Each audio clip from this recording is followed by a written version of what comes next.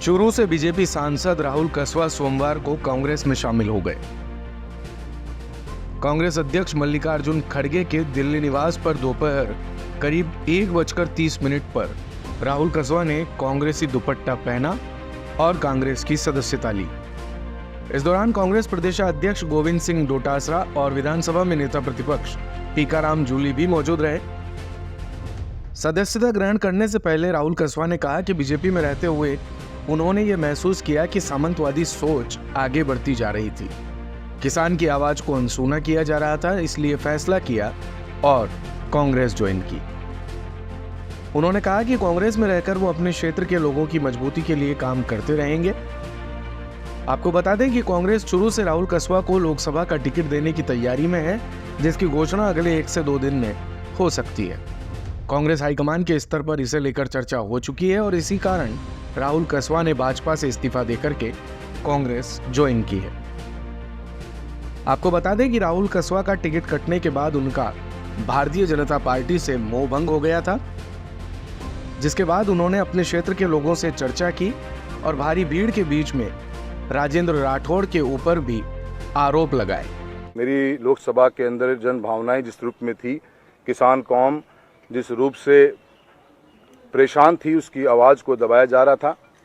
सामंतवादी सोच के लोगों की जो सोच थी वो आगे बढ़ती जा रही थी और किसान की आवाज़ को अनसुना किया जा रहा था। ऐसे अनेकों मुद्दे रहे जिन मुद्दों के ऊपर मैंने आज कांग्रेस पार्टी के परिवार का हिस्सा बनने की, मेरी लोकसभा की मेरे जो कार्यकर्ता हैं, मेरे लोगों की आवाज़ को सुनते हुए आज मैं इस पार्टी का परिवार में शामिल हुआ हूँ। राहुल कसवा ने कांग्रेस ज्वाइन करने से पहले भाजपा से इस्तीफा दिया। कसवा ने सोशल मीडिया पर पोस्ट करके लोकसभा सदस्यता और बीजेपी से इस्तीफे की घोषणा की।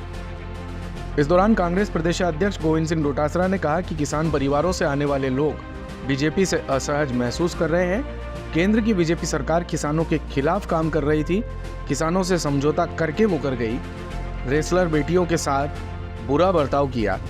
इससे आहत होकर के राहुल कसवा ने कांग्रेस ज्वाइन की है।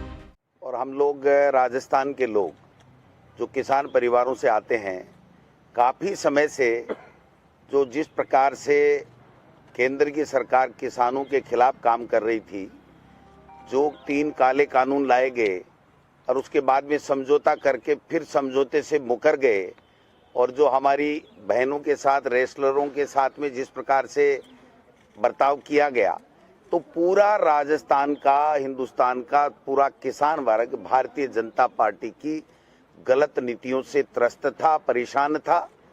और हद हो गई जब राहुल कसवा जी को जिस प्रकार से टॉर्चर किया गया किसान के बेटे के रूप में, और जब इन्होंने समय समय के ऊपर केंद्र के भाजपा के नेतृत्व को किसान के मुद्दे उठाने की बात की, तो इनको उन मुद्दों को उठाने की इजाजत भी नहीं मिली और उसका कोई जवाब भी नहीं दिया गया।